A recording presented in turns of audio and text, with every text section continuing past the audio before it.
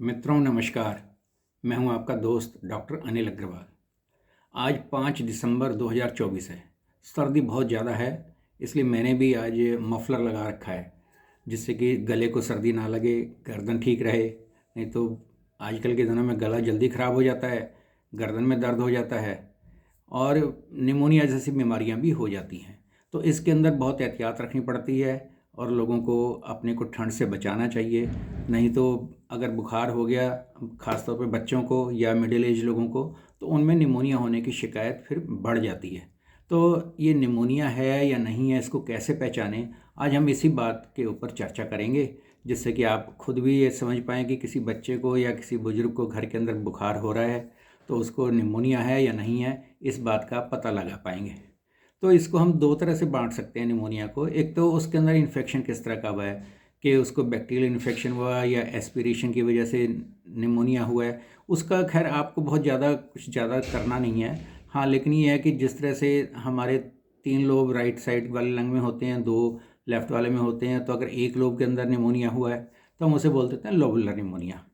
तो आज मैं आपको बताता हूँ कि बच्चों के अंदर, जैसे मैंने बताया, ज़्यादा हो जाता है। आपने सुना भी होगा कि डॉक्टर के पास आप गए कि बच्चे को बुखार हो रहा है, उसने पहले दवाई दी, फिर 2-3 दिन के बाद कहने लगे ये तो इसको निमोनिया हो गया है। तो अब इसे ये निमोनिया हुआ है तो ये आप भी तो थोड़ा सा ध्यान कर सकते हैं कि इसको निमोनिया ही था या नहीं था, और जिससे कि आप स्वयं भी बता सकते हैं डॉक्टर साहब ज़रा चेक तो करो इसे कि इसे कहीं निमोनिया तो नहीं है। तो इस तरह के बुखार में क्या होता है कि बुखार एकदम अचानक होता है। बुखार तेज़ हुआ, 102 104 तक भी चला जाता है और बहुत तेज़ ठंड लगती है। ऐसे पूरा शरीर जो है ऐसे अंदर से कांप रहा होता है और सारे शरीर के अंदर दुखन होती है, भूख लगनी कम हो जाती है, सिर दर्द होता है, पूरे शरीर के अंदर भी दर्द होता है और जो हमारी चेस्ट वाल होती है इसके अंदर भी दर्द होता है, खांसते हुए दर्द होता है। और ये दर्द यहाँ जब खांसा तो वो दर्द जो है या तो यहाँ पे छाती में उसे महसूस होगा, या लगेगा कि मेरे शोल्डर में जा रहा है, या उसे लगेगा कि मेरे पेट के अंदर जा रहा है दर्द। तो इस तरह के जो ये खांसने से दर्द होता है, फिर ये खांसी जो होती है ये जनरली सूखी होती है कि हल्की खांसी आई ऐसे किया, लेकिन दर्द बहुत ज़्यादा उसे महसूस होता है। लेकिन 2-4 दिन के बाद फिर जो है बलगम भी आनी शुरू हो जाती है। फिर आप ये देखेंगे कि बलगम जो उसको आ रही है वो ब्राउन कलर की तो नहीं है, या 1-2 दिन तो ब्राउन कलर की, फिर थोड़ी सी रेडिश कलर के अंदर आने लगी है।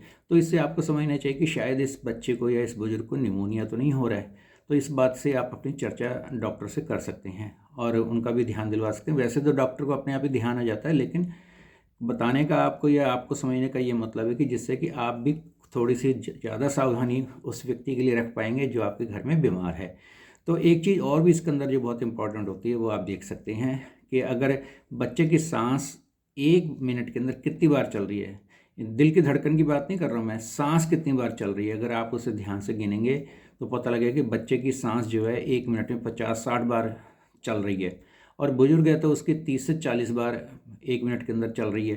तो अगर सांस की गति अगर ये बढ़ जाती है तो समझना चाहिए कि शायद इसको निमोनिया हो सकता है। और इवन थोड़ा सा जो है बच्चा या बुजुर्ग जो है ऐसे भी दिख सकता है कि थोड़ा नीला सा पड़ रहा है। तो अगर इस तरह के कोई सिम्टम्स आपको दिखाई दें तो फ़ौरन डॉक्टर को अवश्य बताएं, और डॉक्टर का ध्यान भी उस पर जाएगा तो जल्दी से उस चीज़ को पकड़ के इलाज करने में सक्षम होगा। और आप भी जब थोड़ा सा जागरूक होंगे तो उस रोगी का ज़्यादा ध्यान रख पाएंगे। और ये चीज़ें आप अपने घर के अंदर भी किसी बीमार के लिए बता सकते हैं। आप पास पड़ोस में किसी को हो रहा है उसको भी थोड़ा सा देख कर आप सलाह दे पाएंगे, तो लोगों को लगेगा कि हाँ ये भी विद्वान व्यक्ति है, और आपकी कदर भी बढ़ेगी और उस व्यक्ति का जो बीमार है उसका भी इलाज होने में थोड़ी मदद मिल पाएगी। तो इस तरह से मैं अपनी वीडियो के अंदर कुछ नई नई चीज़ें आपको बताता रहता हूँ जो कि डॉक्टर को ही पता होती है, लेकिन मैं चाहता हूँ कि प्रत्येक व्यक्ति को ये पता लगे। और मैं जितनी भी जानकारी देता हूँ सारी ऑथेंटिक जानकारी ही देता हूँ, मैं किसी भी चीज़ को एग्जेजरेट करके नहीं बताता हूँ।